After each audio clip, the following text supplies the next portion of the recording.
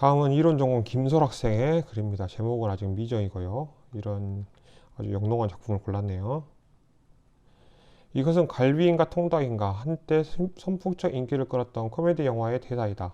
이거는 이런 방식으로 하면 사람들에게 관심을 끄는데, 흔히 말하면 어그로를 끄는데 지금 성공하고 있어요. 이런 방식으로 적어주는 게 좋습니다. 그리고 단문으로 주제문을 적고 있어서, 짧게 다 주제문을 적고 있어서 이것도 주제문이 짧죠. 이것도 짧고요. 그러면서 탁탁 내려놓으면서 주장하는 거, 그리고 그 주장에 대한 설명으로 뒷받침 한 장을 구성하는 거, 이런 게 잘 돼 있습니다. 단순히 갈비라고도 통닭이라고도 할 수 없는 두 개념의 오묘한 조화를 유머러스하게 표현한 대목이다. 이후로 많은 매스컴에서 경계의 모호함을 표현할 때 관용어처럼 쓰이곤 했다. 위 작품은 항정우 작가의 대표작인 과일 시리즈 중 하나이다. 그의 작품에서 포도, 방울토마토, 멜론, 자몽, 바나나 등 그가 다루는 개별적인 과일들은 특별한 것 없이 평범하다. 하지만 이 과일들은 그 작품들 속에서 우리에게 낯선 모습으로 나타난다. 메추리 알이 포도송이를 이루고 있으며 멜론의 씨가 있어야 할 중심 부분에 자몽이 박혀 있다. 참외를 절단한 면에 키위가, 바나나에는 의외의 과일이 숨겨져 있기도 하다. 작가는 이러한 과일의 이중적 장치를 통해 인간의 본질과 다양성을 이야기하고자 한다. 지금까지 읽은 부분에서 가장 문제 있는 것은 이거예요. 그러니까 지금 이거는 결론 성격의 말이거든요. 결론 성격의 말인데 지금 두 문단 적고 나서 결론 성격의 이야기를 이미 규정하고 있단 말이에요.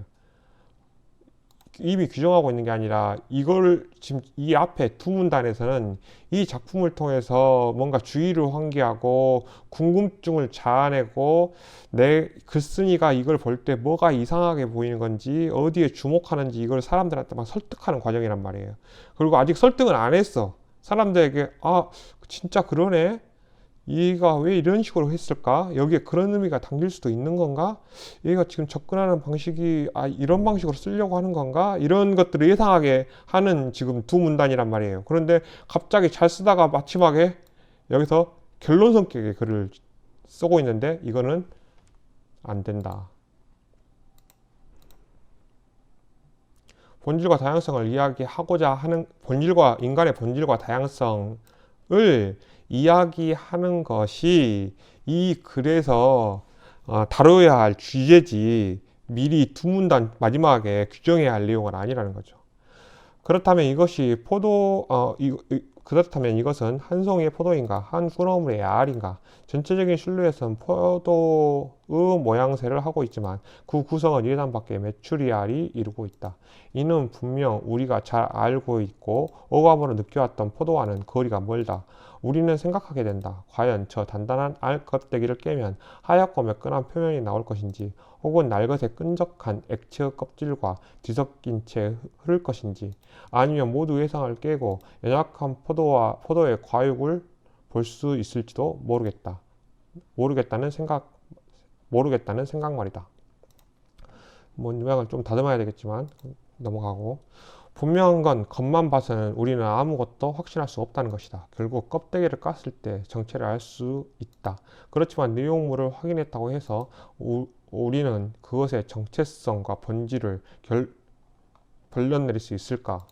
이 문단도 괜찮습니다. 좋습니다. 이는 우리의 모습과 더 많이 닮아있는 듯하다. 이것도 지금 주제문으로 좋고요. 어느새부턴가 현대사회의 중요한 키워드로 소통이 제시되고 있다. 이러한 시대적 상황 속에서 SNS는 그야말로 중요한 기능을 하고 있으며 우리 삶의 많은 부분을 차지하게 되었다. 그러나 이 소통의 창구를 통해 시각적 자극이 극대화되고 이로 인해 정신적 우울감을 느끼는 사람들이 많아졌다. 이는 단 몇 장의 사진만으로 타인과 자신의 삶을 비교하는 습관이 빌려온 비극이다. 나쁘지 않고요. 사진 속 타인의 시간은 멋지고 행복한 모습 그대로 멈춰있기에 마치 지금부터 영원까지 이어질 것 같다. 그와 비교해 나의 삶은 너무나 일상적이기에 보잘것없어 보인다. 그러면 우리는 생각한다. 저 사람은 나보다 행복하다. 그러나 우리 중 대부분은 나의 사진으로 인해 누군가가 또 다른 박탈감을 느낄 수 있음에 대해서 생각하지 않는다. 즉 나를 부러워하는 남을 부러워하는 나의 반복이다.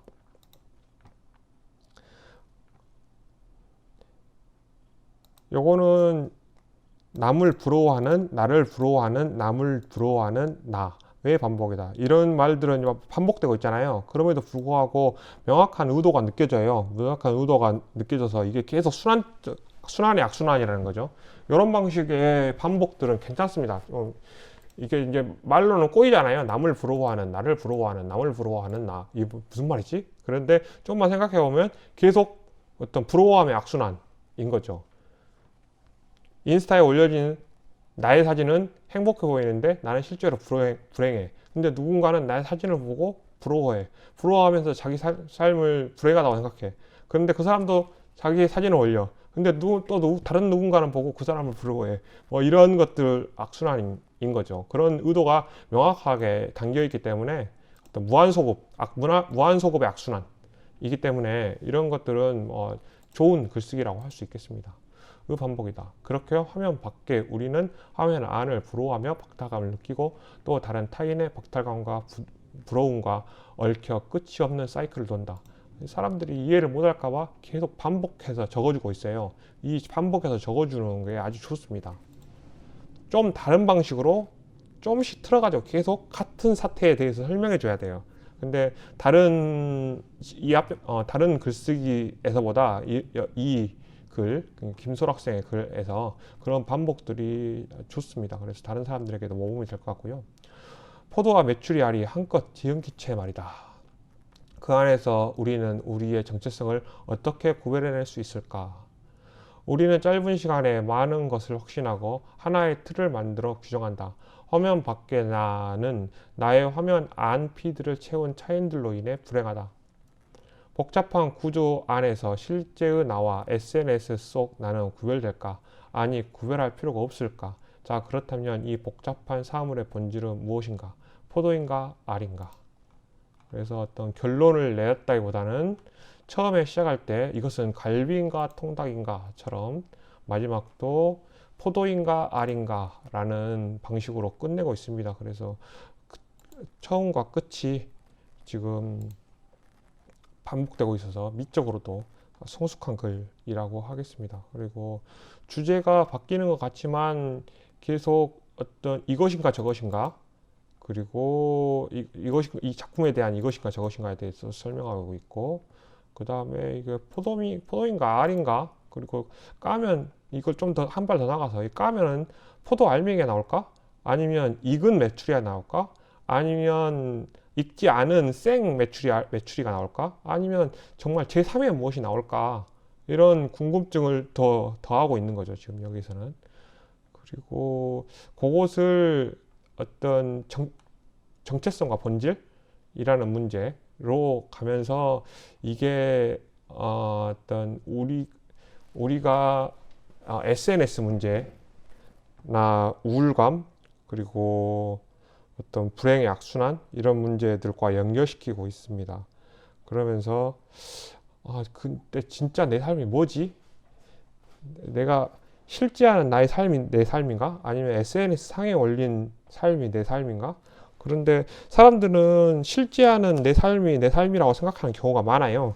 그런 경우가 대부분일 것 같아요. SNS 삶은 가짜다. 그렇게 생각하는 경우가 있는데 또 달리 생각해 보면 거기에 기록에 남는 게 진짜 난가? 날 수도 있겠다. 그런 생각도 할 수 있습니다. 그래서 지금 본질과 정체성은 사실 좀 조언을 하자면 지금 본질과 정체성이라는 말은 같은 의미죠. 같은 의미고 그러기 때문에 지금 본질과 정체성이라는 말 둘 중에 하나만 골라서 썼으면 좋겠어요. 본질을 쓰든지 정체성을 쓰든지. 그런데 이제 그의 본질에 대비되는 어떤 개념상이 가상이거든요.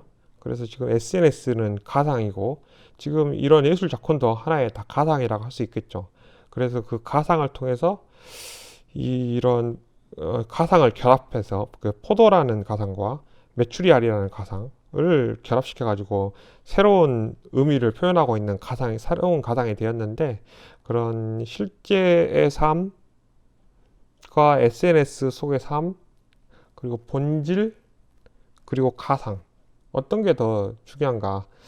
전통적으로 철학에서는 본질이 중요하다고 생각했어요. 그런데 헤겔은 이렇게 생각합니다. 가상은 본질보다 본질적인 가상이다.